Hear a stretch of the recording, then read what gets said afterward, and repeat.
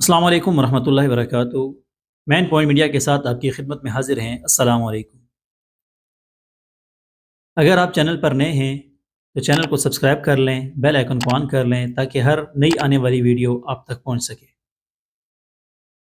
नाज़रीन, आज जो हमारे पास टॉपिक हैं वो एक से ज़्यादा हैं और हम उनके ऊपर बात करेंगे। सबसे पहले हम आज चारसद्दा के अंदर एक और वाक़या रोनुमा हुआ जिसकी एक नातख़्वां हैं मौलाना अब्दुस्सलाम आरिफ साहब, जो हज़रत हज़ारवी रहिमहुल्लाह के पसंदीदा नातख़्वानों में से थे और जमीयत उलमा इस्लाम चारसद्दा की सूबाई जो शूरा है उसके रुकन थे। उन्हें वहाँ चारसद्दा में फायरिंग करके शहीद कर दिया गया। और ये कोई हमारे उलमा के लिए या जमीयत उलमा इस्लाम के लिए या देवबंद के लिए कोई नई बात नहीं है, और लेकिन अफ़सोस ये है कि ये सिलसिला रुक नहीं रहा और निशाने पे हमेशा ही अहले सुन्नत उलमाए देवबंद को रखा गया है।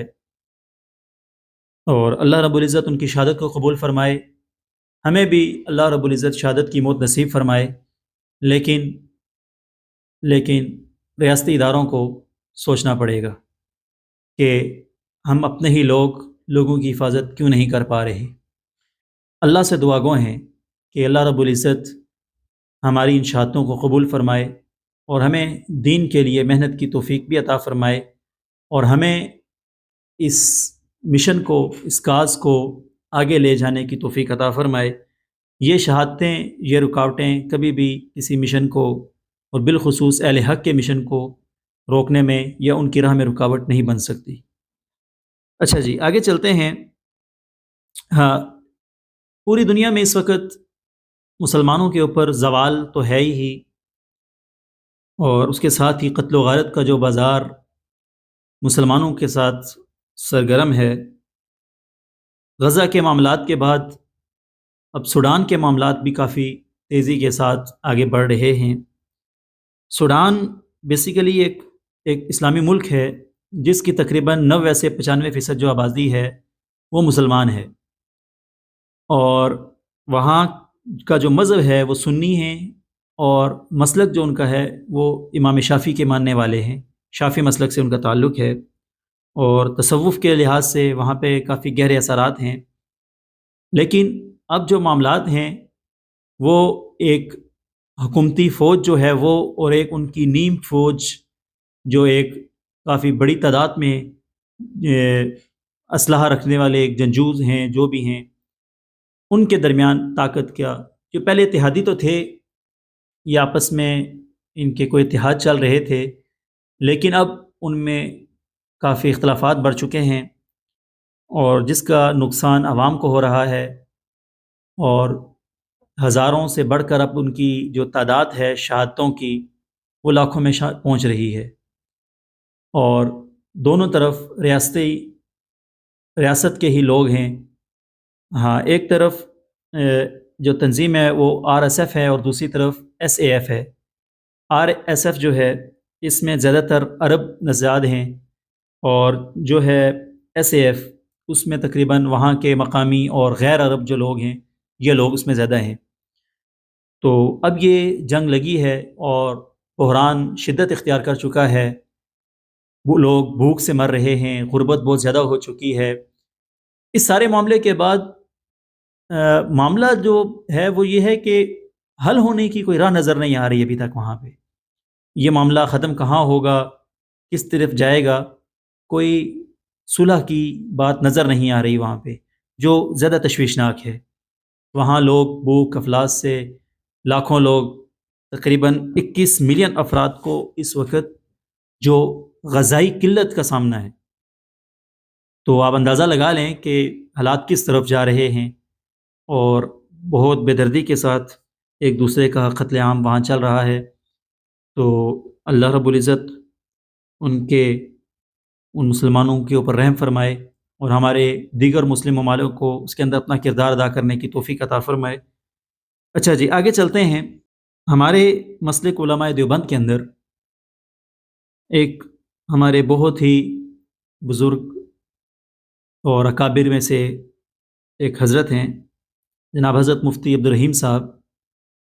اس وقت ہمارا تقریباً اکثر مکتبہ فکر جو دیوبند کا ہے وہ ان کی باتوں سے کچھ نالاں نظر آتا ہے، ان کے کاموں سے بھی، اور ان کی جو ابھی بالخصوص ان دنوں انہوں نے جو بیانات دینا شروع کیے ہیں لال مسجد کے حوالے سے، بلا وجہ 18 سال بعد ایک موضوع کو دوبارہ چھیڑنا، کس کی ماں پر ہوا، کیا ہوا، اور پھر یہ نہیں کہ بس خاموشی اختیار کر لی جائے، بلکہ اس کو مزید خریدنا، ثبوت تلاش کرنا، اور یہ چیزیں ہم صرف اتنا، آپ ہمارے بڑے ہیں، آپ سے ہمارا سوال نہیں بنتا، پوچھنا نہیں بنتا، گزارش ہم آپ سے کچھ بھی نہیں، صرف ہاں یہ ہے کہ ہم آپ سے یہ کہتے ہیں کہ 18 سال کے بعد آپ اس ٹاپک پر واپس آئے اور اب آپ ثبوت مانگ رہے ہیں، آپ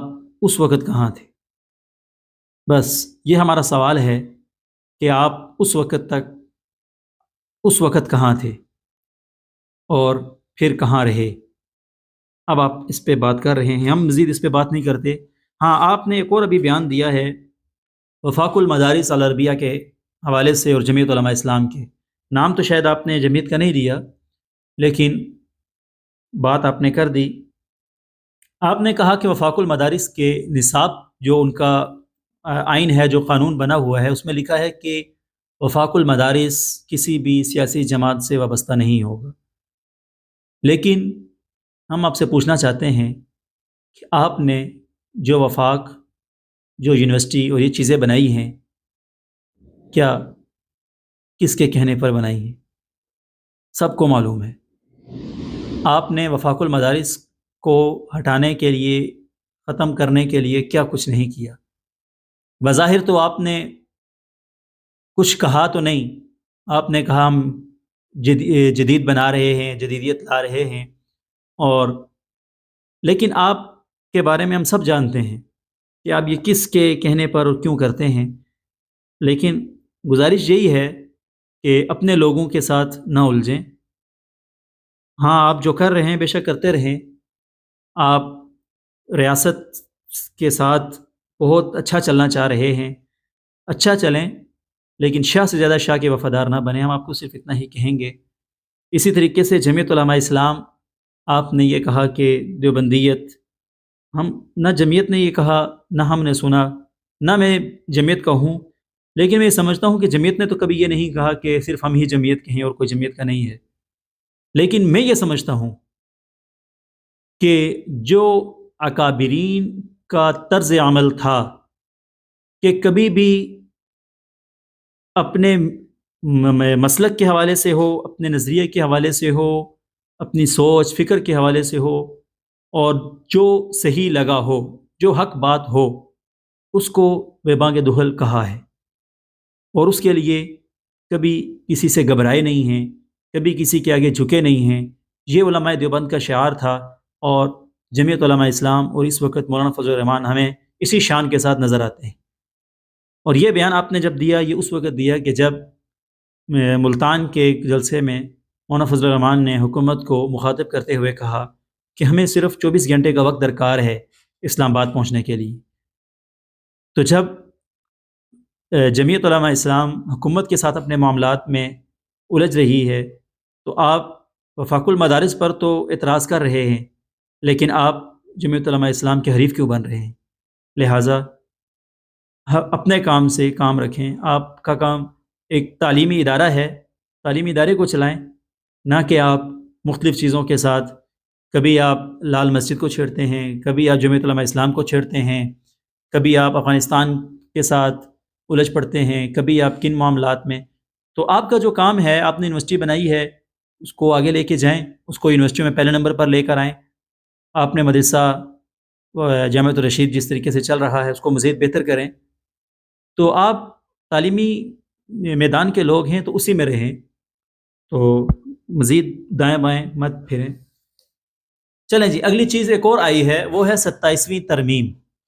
بڑا شوشہ تھا 26ویں ترمیم کا، اور اس کے بعد بہت سی تبدیلیاں رونما ہوئی ہمارے اس ملک میں، آئین کے حوالے سے، عدالتوں کے حوالے سے، آرمی کے حوالے سے، سیکرٹ ایکٹ کے حوالے سے۔ اب چلے ہیں 27ویں ترمیم، اور یہ 27ویں ترمیم کی آواز تب گونجی ہے جب پیپل پارٹی نے شور مچایا نون لیگ کے خلاف، اور پھر معاملہ جا پہنچا کشمیر حکومت تک۔ ظاہر ہے کچھ لو اور کچھ دو کی پالیسی، اگر پیپلز پارٹی نے یہ کہا ہے، ظاہر ہے کہا ہوگا کہ ہمیں حکومت دو کشمیر کی، تو ظاہر ہے جنہوں نے ان کو اقتدار تک پہنچایا ہے انہوں نے کہا ہوگا ہم وہ تو دے دیں گے، لیکن آپ کو بھی کچھ دینا پڑے گا۔ تو ظاہر ہے وہ پھر 27ویں ترمیم کی صورت میں ہمارے سامنے آئے گا، اور ہمیں معلوم ہے کہ کیا کچھ ہوتا آیا ہے اور اب کیا کرنے جا رہے ہیں۔ اس ملک کے عوام کو آپ کس طرف دھکیلنا چاہ رہے ہیں، کس کے اختیارات بڑھا رہے ہیں، کس کو طاقت دے رہے ہیں، اور ساتھ ہی اس گھر کی منتیں بھی، اس گھر کے چکر لگنا شروع ہو چکے ہیں جہاں سے آپ کو کوئی خطرہ، کوئی دھمکی یا کسی چیز کی کوئی ٹینشن ہوتی ہے۔ 27ویں ترمیم کے اعلان بلاول بھٹو زرداری صاحب نے ٹویٹر کے تھرو کیا، لیکن اس سے پہلے وہ مولانا کے گھر کا چکر لگائے ہیں۔ ظاہر ہے کہ اب وہ یہ چاہتے ہوں گے کہ ہم 27ویں ترمیم تو کروائیں، اور مولانا کے بغیر بھی آپ یہ کام کر سکتے ہیں، لیکن آپ مولانا کو اعتماد میں لینا چاہتے ہیں اس ترمیم پہ، تاکہ مولانا آپ کے خلاف کوئی اسٹریٹ پاور شو نہ کریں، آپ کے خلاف وہ میدان عمل میں نہ آئیں۔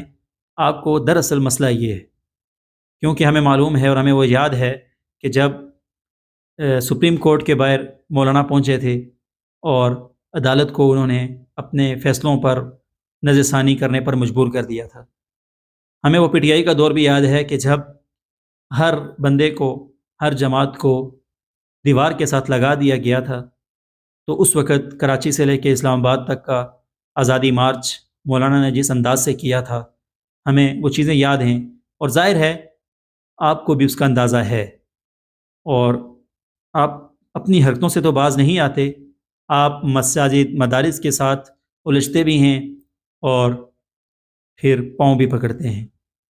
تو اب یہ معاملہ دیکھتے ہیں کہاں تک بڑھتا ہے اور کہاں چل کے رکتا ہے۔ امید کرتے ہیں آج کی جو ہماری ویڈیو ہے یہ کارآمد ہوگی، اور یہ 3-4 چیزیں ہم نے آپ کے سامنے پیش کی ہیں، جہاں جہاں تک یہ پہنچیں گی ہمیں امید ہے وہاں سے خیر کی توقع کی جاتی ہے۔ السلام علیکم ورحمۃ اللہ۔